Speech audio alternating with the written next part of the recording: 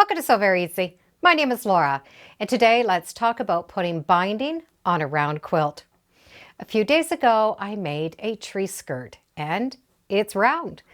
It's not only round going on the outside, there's a round on the inside. And both of those areas need to be bound. And there are a couple of tricks and techniques on binding circles. Before the binding, we do need to have the quilt quilted. And I'll show you the simple stitch that I used to quilt these layers together. I originally was going to just stitch in the ditch on all of these little pies, but I've decided to do a serpentine stitch. That stitch has a gentle curve to it, and by using this stitch, you'll never see if you've come off of your line if you're stitching in the ditch. On my Bernina, the stitch number is 1396. And I want to keep the center of the seam in the center of the foot. The needle moves, not the foot. So I'm going to be able to run that foot right along that fabric, keeping the seam as close as I can to the center. And the needle is going to do that stitch. So I have nothing to think about. It'll just work on its own. The needle is moving, not the foot. When I come to the end of one pattern, I'm going to cross right over to the center to the next side. Pick up that center and go all the way down. The center piece gets cut off afterwards, so I don't need to worry about it. I'm doing one long stitch. Just keep that center seam in the center of the foot.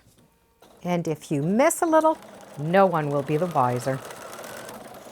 And come right off the end. Once all these pieces have been stitched down, I'm going to do one straight row of stitching all the way around the outside and around the inside. That's just going to anchor all of the fabrics for me. I'm still using my walking foot, but I want to stitch a small 1/8 of an inch. Now I can trim off the batting. Even though each of these pieces were cut straight, when it's all put together, it does have that curve shape. So I'm just going to follow along and trim off the batting. Once it's all quilted and trimmed, we're ready for the binding. Because we are doing an inside curve and an outside curve, we need our binding to be cut on the bias. If you're following the tree skirt, that's about 41 inches wide, you're going to need approximately 135 inches of binding to go around the outside and 24 inches to go in the inside. I do have a video on how to make bias binding, and I'll put a link in the description. We need to have that pressed in half so that the wrong sides are touching. I like my binding to start at 2 1/4 of an inch, but you can use whatever size binding that you feel comfortable with. And I have pressed it in half. On one end, I've cut a 45-degree angle and have curled one edge over. So I have a nice finished edge on the one side. And I do like to use a washable glue and just glue that little edge down. So I have a 1/4 inch seam glued down, and trim off that dog ear. This point is where I'm going to start stitching. When you do press your binding in half so that the wrong sides are touching, be sure to not stretch it as you're pressing. A very light pressing is all you're going to need. We now can start with this one end where we have that 1/4 inch seam folded over. The binding is going to be sewn on in a traditional way.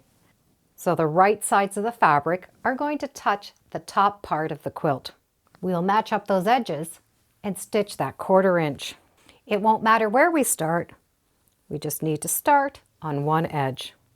To start with, I like to pin this little section down, which is our starting point. The seams are all the same, but my stitching is going to be in a little bit. And I'm going to stitch a little bit until I come to this area. Stop, lift up your needle, and then set it at the 1/4 inch. So you're going to have this little lip.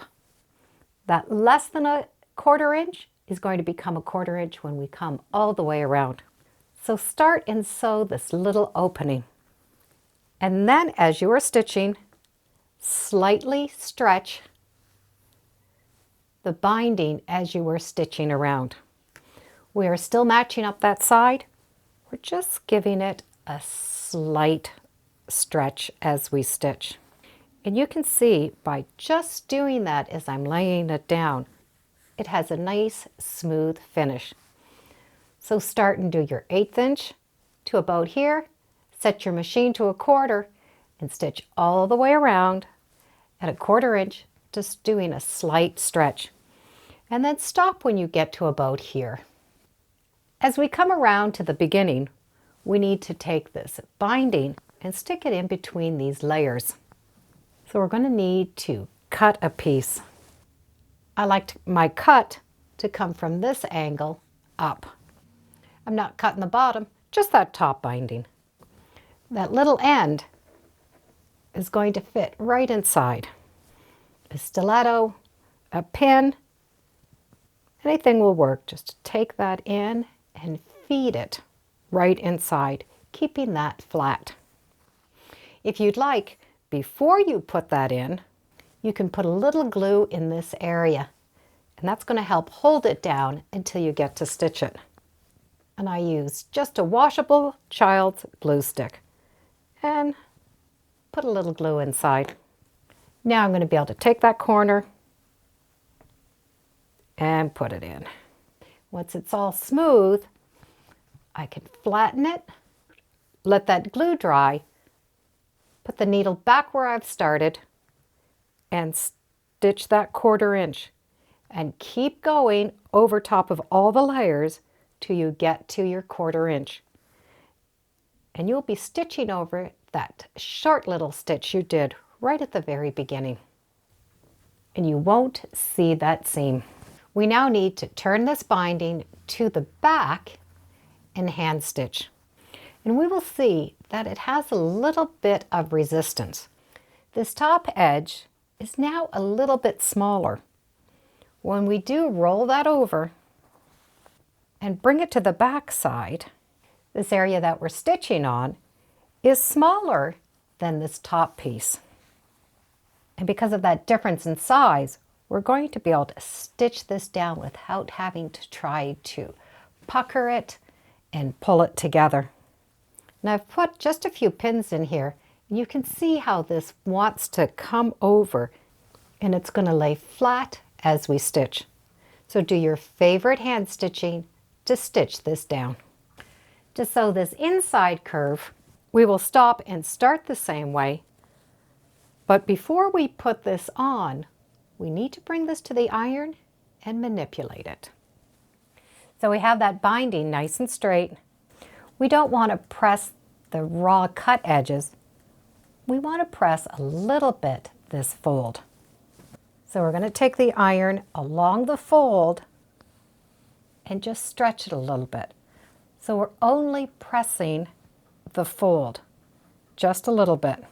Do not iron that raw edge, just this fold, and stretch it as you iron it. So that binding now has a curve to it, and that fold is larger than the bottom.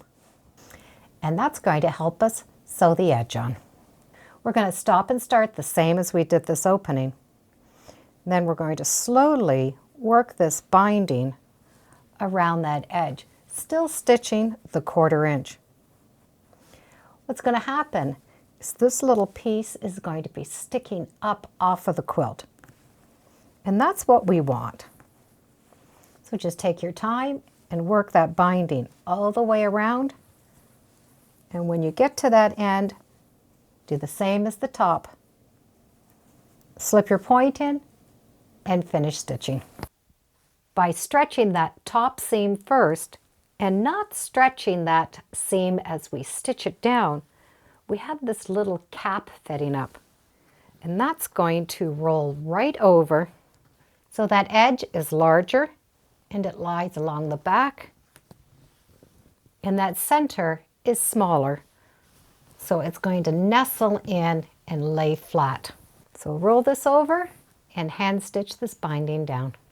The inside binding lays nice and flat, and the outside also lays flat. For both the center and the side. So stretching that binding ever so slightly helps it roll over to the back.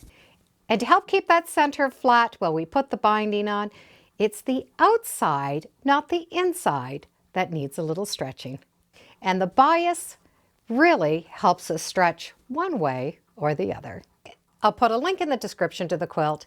And thank you for joining me today on Sew Very Easy. Feel free to subscribe, and as always, come on back. Let's see what we're sewing next time in the sewing room.